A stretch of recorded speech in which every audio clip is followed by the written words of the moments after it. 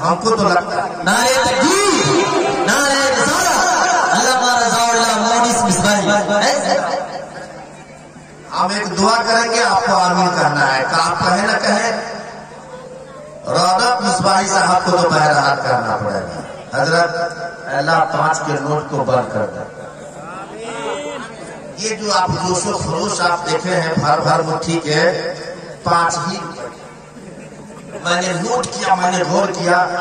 हमारे अजीज ग्रामियों का शायर हदील अजीज हजरत अल्लामा मौलाना मोहम्मद शहजाद साहब क़िबला गौहर दुआओं से नवाज रहे हैं।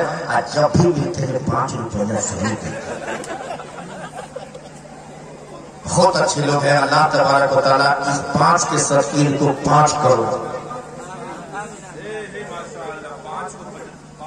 पंजतन पाक। हाँ, तस्वीर मदीने की आंखों में सजाना है, इस दिल को मोहम्मद का दीवाना बनाना है।